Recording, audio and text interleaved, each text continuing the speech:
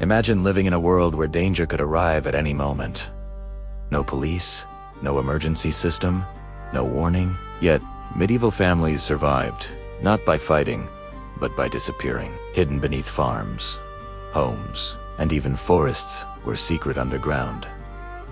Dugouts so advanced that modern engineers still struggle to explain how they worked. Today, we uncover the secrets of how medieval families built these incredible hidden shelters, structures that modern technology still can't fully replicate. Life in the medieval era was brutally uncertain. It's an image we're familiar with, but the reality was far grimmer than most imagine. Wars were a constant backdrop to daily existence. Armies, whether foreign invaders or local warring lords, marched across the land with little to no warning. For the common person, a farmer or a craftsman, the arrival of soldiers often meant one thing: devastation. Homes were looted and burned, food stores were plundered, and entire villages could be wiped out overnight. Beyond the threat of war, famine was a recurring specter.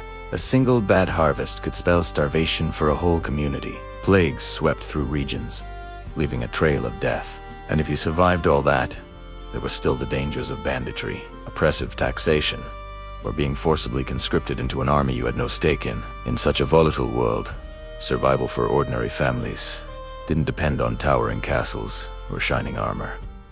It depended on invisibility. That's why, across vast stretches of Europe, from the misty hills of Ireland and Scotland to the fertile plains of France and deep into Anatolia in modern-day Turkey, a remarkable solution emerged.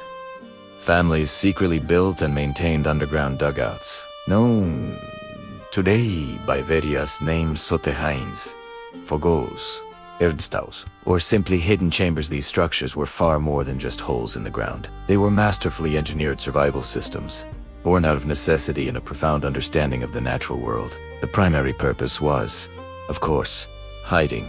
When the alarm was raised, signaling the approach of a hostile force, entire families, men, women, children, and the elderly would vanish from sight. They would retreat into these hidden passages, often with their most valuable possessions and livestock, and wait for the danger to pass. The entrances were brilliantly camouflaged. Some were hidden beneath the hearth of a house, under a loose flagstone, or behind a false wall in a cellar. Others were located in dense forests, their openings concealed by overgrown roots or piles of rock that looked entirely natural.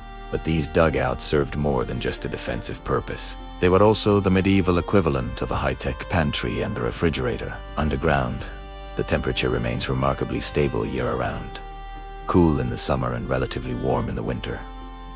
This made them perfect for storing food. Grain, salted meat, cheese, and root vegetables could be kept safe from pests, mold, and thieves for extended periods. In a world where food security was a matter of life and death, having a hidden, climate-controlled larder was an incredible advantage. It meant a family could survive a long winter, a failed harvest, or even a prolonged siege. Furthermore, these chambers provided a vital refuge from the elements. During a blizzard or a scorching heatwave, the stable underground environment offered a level of comfort that their simple above-ground dwellings could not. What's truly astonishing, and what continues to baffle archaeologists and engineers, is the sophistication of their design. Many of these dugouts feature complex systems for natural air circulation.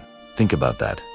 Deep underground, in a confined space packed with people, you need fresh air. Without it, you'd quickly suffocate. Yet, these medieval builders, with no knowledge of modern ventilation principles, devised ways to create a steady flow of breathable air. They did this by creating multiple, cleverly placed shafts or vents, often disguised on the surface as animal burrows or rock fissures.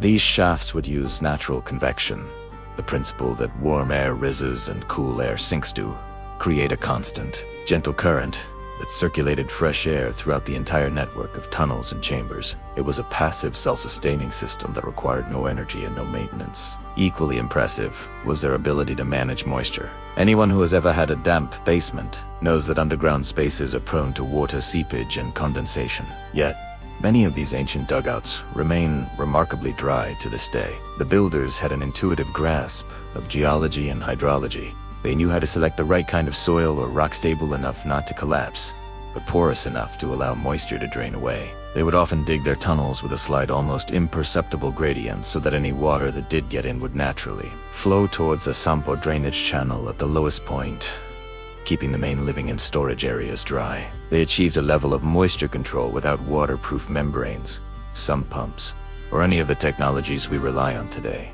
And all of this was accomplished without a single written blueprint, without a drop of cement, and without any power tools. The tools they used were basic: picks, shovels, and baskets to haul away the earth.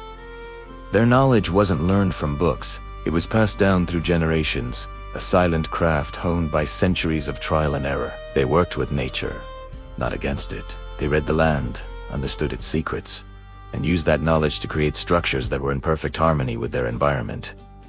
They weren't just digging tunnels, they were sculpting the earth itself.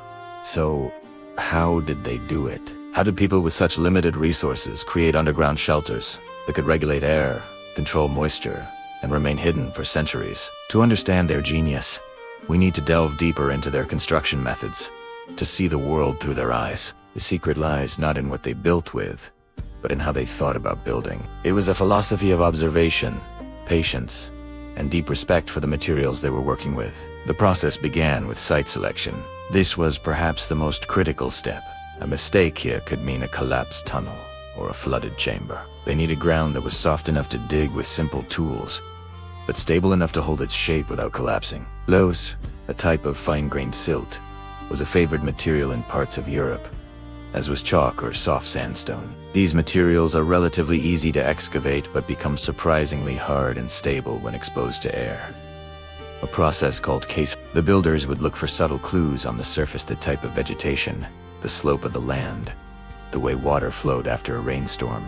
They had a geological map in their minds, an intuitive sense of what lay beneath their feet. They could identify a suitable hill or ridge that would provide natural drainage and structural integrity. Once a site was chosen, the excavation would begin, often in complete secrecy, perhaps under the cover of darkness. The entrance was the most vulnerable point, so its concealment was paramount. A common technique was to dig down from inside an existing structure, like a barn or a house. This way, all the excavated soil could be removed discreetly, without creating a suspicious mound of fresh dirt outside. The soil might be scattered thinly over a field, dumped into a river, or used to build up an embankment elsewhere. Secrecy was everything. A discovered dugout was a death trap. As they dug deeper, they didn't just create simple, straight tunnels. The passages were often deliberately narrow and low, forcing anyone moving through them to crouch or crawl. This was a defensive feature. An invader trying to enter the dugout would be slowed down, exposed, and vulnerable to attack from someone waiting in the darkness ahead. Some souterrains even incorporated what archaeologists call creep passages, sections so tight you have to squeeze through them sideways. They also built sharp, right-angled turns. This made it impossible for an attacker to shoot an arrow or thrust a spear down a long corridor. It also helped to contain smoke if the invaders tried to smoke them out. They also incorporated traps and dead ends to confuse and deter intruders. A passage might suddenly end in a blank wall, while the true path continued through a hidden opening in the floor or ceiling. Some had deep pits, cleverly covered, that would drop an unsuspecting enemy into a lower chamber. These weren't just shelters. They were defensive labyrinths designed by people fighting for their lives. The psychological effect on an attacker would have been immense: groping in the dark, unsure of what lay around the next corner, knowing that the inhabitants had every advantage. And yet, alongside these defensive features, there was an undeniable artistry to their work. The walls were often smoothed with remarkable care. Shelves and niches were carved directly out of the earth, or rock to hold lamps, food, and personal belongings. In some of the larger, more complex systems, you find distinct rooms, a main living area, smaller sleeping chambers, and dedicated storage spaces. It's clear these were meant to be lived in, not just for a few hours, but potentially for days or even weeks at a time. They were creating a home beneath the earth. To truly appreciate this, we must look at how these medieval builders worked in synergy with the very material they were excavating. And that brings us to the hidden construction principles that made these underground shelters so resilient and so effective. These were techniques born from an intimate dialogue between the builder and the earth, a conversation written in stone and soil that we are only now beginning to decipher. How did they do it? The answer is simpler and more profound than you might think. Medieval builders didn't fight the earth. They worked with it. They studied it. Before a single shovel of dirt was moved, a family might observe a piece of land for years, even generations. They learned to read the soil like a book. They weren't looking for just any patch of ground. They were looking for the perfect blend. Clay-rich soil was a prize because of its natural strength and water resistance. It held its shape and kept moisture out, but pure clay could crack when dry, so they'd search for areas with alternating layers. A layer of sandy soil beneath the clay was ideal for natural drainage, preventing water from pooling and turning their home into a muddy pit. Finding a spot with a solid rock formation nearby was even better. That rock could serve as a natural, unshakable ceiling or wall, saving them immense amounts of labor and providing unparalleled stability. They also understood the climate in a way we've forgotten. They knew exactly how deep the frost line went in their region. By always building their main living chambers slightly below this line, they tapped into the Earth's natural geothermal properties. The ground temperature below the frost line remains remarkably stable here. This meant their dugouts were naturally cool in the blistering heat of summer, and surprisingly, warm during the freezing cold of winter, all without a single furnace or modern HVAC system. It was natural, passive climate control, perfected centuries before the concept was ever given a name. But keeping the temperature stable was only half the battle. How did they breathe?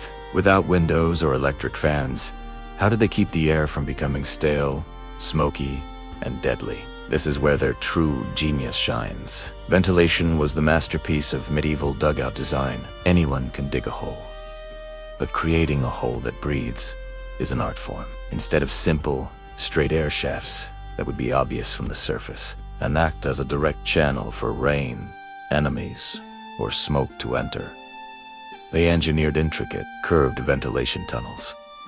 These weren't just random bends. Each curve served a specific purpose. First, the curves prevented smoke from rising in a straight, visible column. From a distance, any faint smoke that escaped would dissipate and look like ground mist, not a sign of life. Second, these S-shaped or U-shaped tunnels created a natural airflow pattern, using principles we now call the stack effect and the Venturi effect. Differences in air pressure and temperature between the inside and outside would create a constant, gentle circulation of fresh air. It was a self-regulating system. Finally, the curves were a brilliant security measure. They muffled sounds from within, preventing outsiders from hearing conversations. They also blocked any light from escaping, making the dugout completely invisible at night. An enemy trying to listen at an opening would hear nothing but the wind. Some of the most sophisticated dugouts took this even further. They constructed vertical chimneys out of stone, cleverly disguised on the surface to look like old tree stumps, forgotten wells, or simple piles of rocks. To the untrained eye, they were just part of the landscape. To the family below, they were a lifeline. But what about the immense pressure of the earth above them? Why didn't these structures just collapse? Modern engineers often rely on steel beams and reinforced concrete to bear a load. Medieval builders used something far more elegant: geometry. Structural stability came from shape, not just materials. They were masters of the arch. Ceilings were almost never flat. They were vaulted or dome-shaped. This design took the vertical pressure of the soil and rock above and expertly redirected it outwards and downwards into the dense, surrounding earth. The dugout wasn't just holding up the ground, it was using the ground to hold itself up. The walls weren't straight either. They were often slightly curved, and the corners were always rounded. Sharp, 90-degree angles create stress points, areas where pressure concentrates and can cause cracks or failure. Rounded corners distribute that pressure evenly, making the entire structure a single, cohesive unit. These shapes transferred the immense weight of the overburden into the earth itself, making a catastrophic collapse nearly impossible. The structure became one with the geology around it.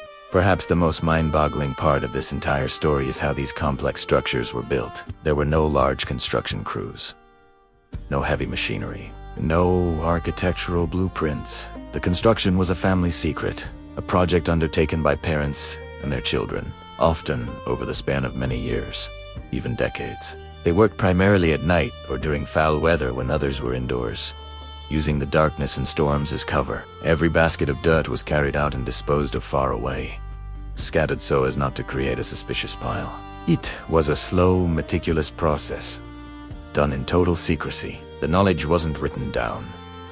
There were no maps, no diagrams, no plans for an enemy to steal or a stranger to find.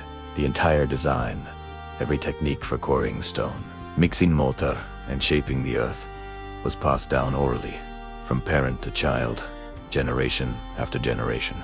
A father would teach his son how to read the soil. A mother would show her daughter how to weave branches to create a temporary support for a new arch. It was a living tradition, a legacy of survival encoded not on paper, but in memory and practice. This level of secrecy and generational knowledge raises a deeply unsettling question. If medieval families, with nothing but their hands, simple tools, and an intimate understanding of their environment, could build these incredibly resilient, hidden structures that have lasted for centuries, why do our modern engineers, with all their advanced technology, computer modeling, and sophisticated materials, struggle to replicate them? Why can't we easily build something that is both so simple and so perfect? The answer isn't about what we've gained in technology. It's about what we've lost. The knowledge, the patience, the connection to the natural world.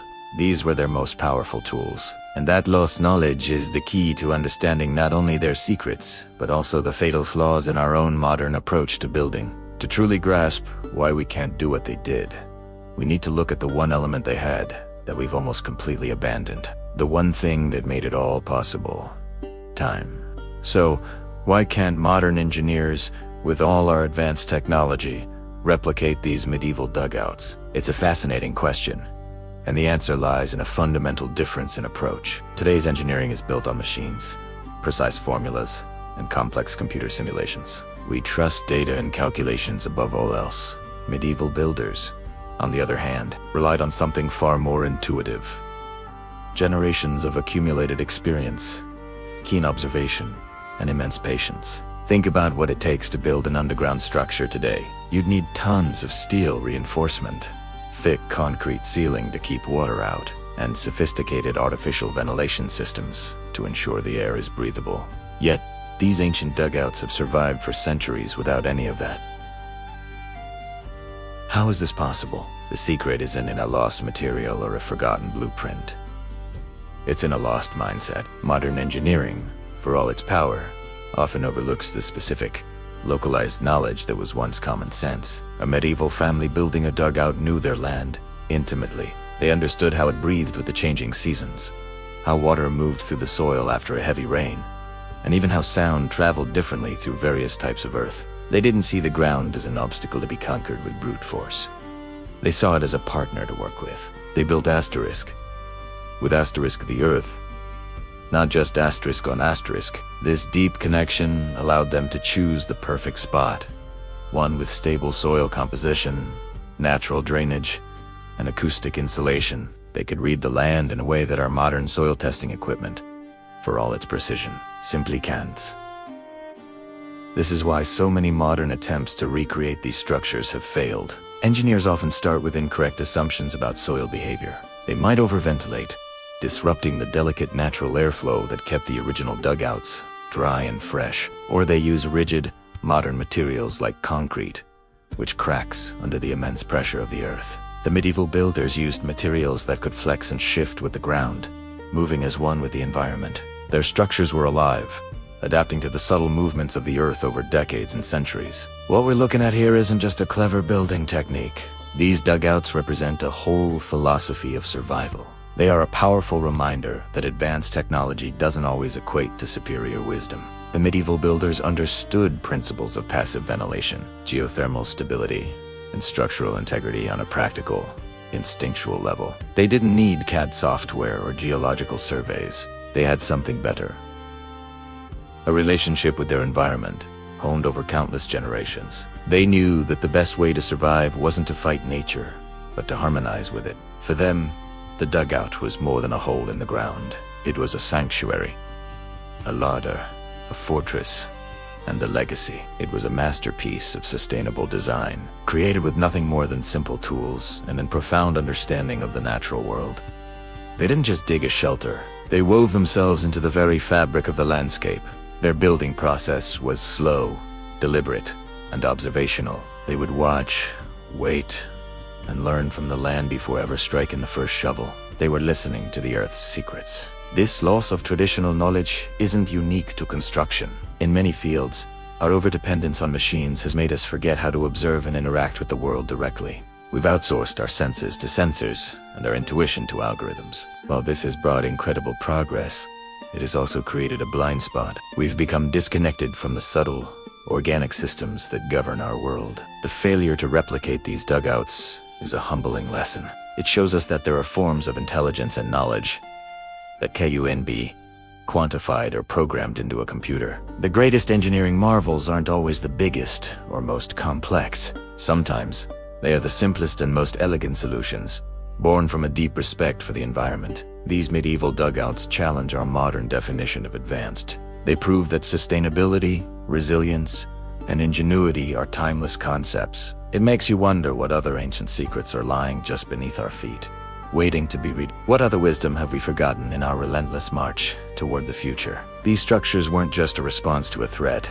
They were an expression of a worldview. A worldview where humans were not masters of the universe, but careful stewards of their small corner of it. It's a perspective that feels more relevant today than ever before. As we grapple with challenges that demand a more sustainable and harmonious way of living, perhaps the most important lesson from these medieval families isn't how to build a better bunker, but how to build a better relationship with our planet. So, in the end, the mystery of the unreproducible dugout isn't about lost technology.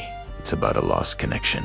It's about the kind of wisdom that can only be earned through time, patience, and a willingness to listen to the silent language of the earth. Sometimes, the most profound engineering secrets aren't found in textbooks or laboratories. They're buried in the past, a quiet testament to the enduring power of human ingenuity when it works in partnership with nature. If you found this exploration of hidden knowledge as fascinating as I did, be sure to subscribe and hit that notification bell. We're always digging up forgotten technologies and ancient survival wisdom here on this channel, because the past still holds the answers we need for the future. We just have to remember how to listen. Thanks for watching.